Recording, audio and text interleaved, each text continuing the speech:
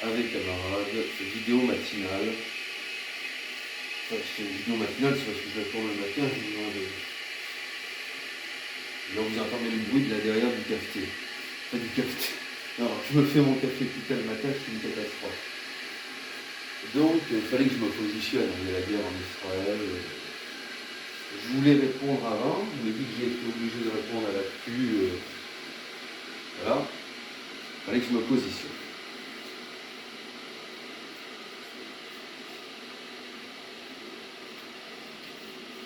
Ah, vous me voyez que foulard palestinien? Non, mais je rigole, c'est pour troller. C'est pour troller.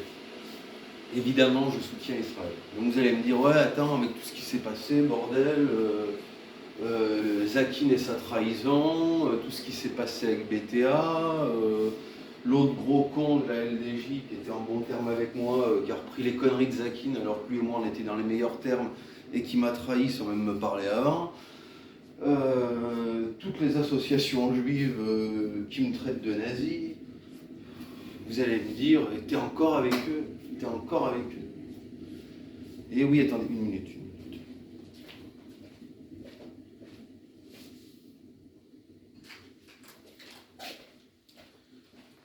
Et oui, parce que les associations juives représentent autant les juifs que les syndicats représentent les travailleurs français. Est-ce que la CGT représente les travailleurs? Non. La CGT va à l'inverse des travailleurs.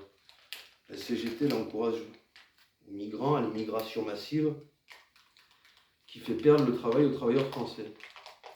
Et les institutions juives, elles sont tellement bien gérées qu'elles ne sont bonnes qu'à une chose, à générer de l'antisémitisme.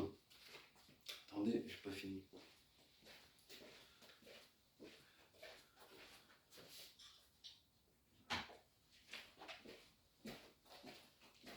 Ne sont bonnes qu'à une chose, à générer de l'antisémitisme, et je vous explique pourquoi. Parce qu'ils en ont besoin.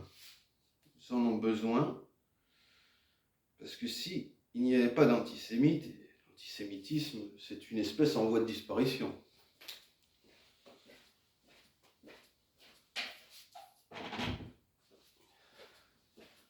Du moins, l'antisémitisme d'extrême droite est une espèce en voie de disparition. Vous avez qui comme extrême droite antisémite?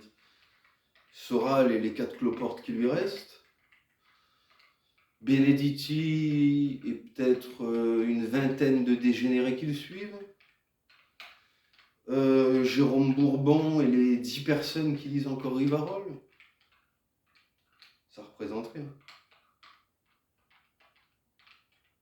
Il n'y a plus d'extrême droite antisémite. Les seuls antisémites qu'il y a, ce sont les islamistes. Et ça les arrange pas, les associations, parce que vu que c'est des associations de gauche, ils préfèrent toujours s'en prendre à l'extrême droite plutôt qu'aux autres.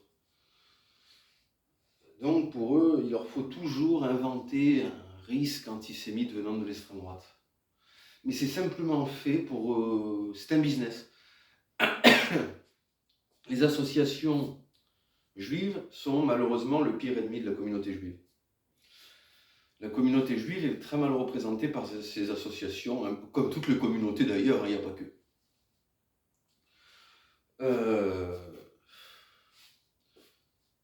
Donc, pour ça, les problèmes que je peux avoir avec Zakin ou avec celui de la LDJ, j'en ai que foutre. Ils ne représentent pas le peuple d'Israël. En Israël, il y a quand même beaucoup de blancs. Vous regardez Israël, Palestine, je n'ai même pas à vous expliquer. Vous tapez sur internet Google filles armées israéliennes. Vous verrez les filles. C'est des Européennes et compagnie. Vous tapez de l'autre côté filles Palestine. Vous verrez, c'est quoi? C'est de l'emburqué. C'est de l'emburqué. Regardez surtout. Bon. Israël, c'est l'Occident en Orient, donc on soutient inconditionnellement Israël. Vous allez me dire, ils ne sont pas réglo, ils ne nous ont pas soutenus en Ukraine. C'est vrai qu'ils ne nous ont pas soutenus en Ukraine. Ils n'ont pas été réglo avec nous en Ukraine. Mais faut savoir qu'Israël, stratégiquement, c'est le pays le plus mal placé. Parce qu'il est en enclave. Il y a Israël, il y a tous ses voisins qui l'aiment pas autour. Donc Israël, pour survivre, hein, a besoin d'être bien avec tout le monde, avec les Ricains, avec les Russes, avec les Ukrainiens, avec tout le monde. Israël ne peut pas se permettre d'avoir de conflits, sans ça ils sont baisés. Ça fait comme Orania, moi je connais bien Orania, c'était mon ami Adrian qui gérait les contracteurs qui assuraient la protection Orania. Il m'a proposé plusieurs fois moi d'aller sur des missions Orania, j'ai jamais voulu. Pourquoi? Parce qu'à Orania, comme je l'ai dit, en 48 heures, on se fait écraser. Et oui, une ville contre un pays entier, tu ne gagnes pas.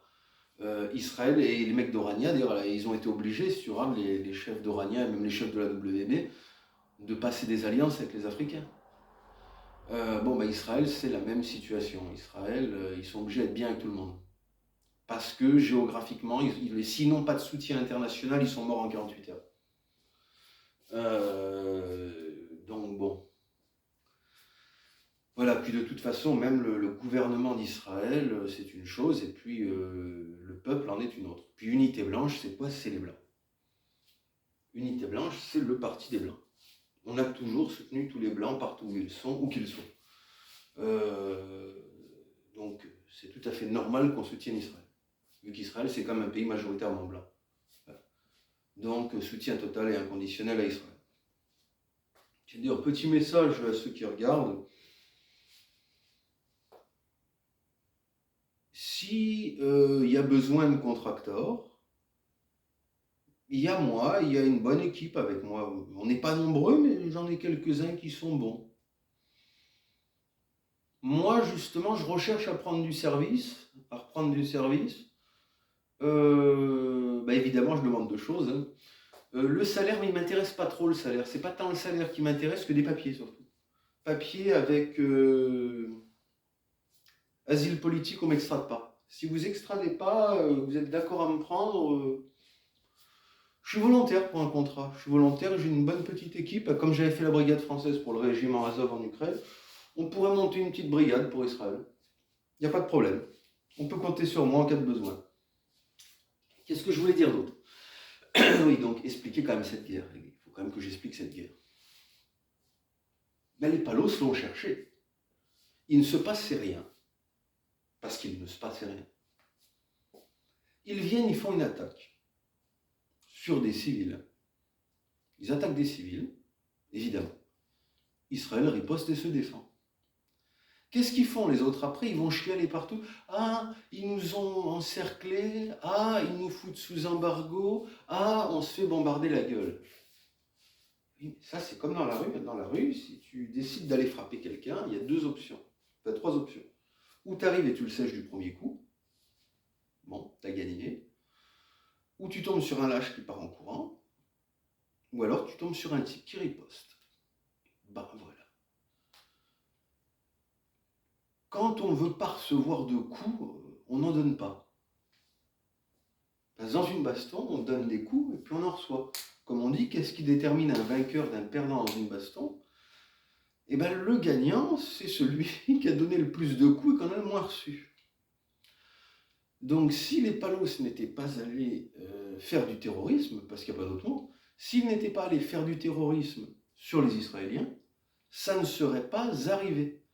Donc, ils sont entièrement responsables de ce qui leur arrive. Donc, il n'y a pas à avoir de peine pour eux, ou à dire Israël est trop dur. Non, mais les autres, quand ils attaquent des civils, ils ne sont pas durs. Vous allez me dire, oui, mais il y a les civils et le Hamas. Oui. Le Hamas est très bien protégé par les populations en Palestine.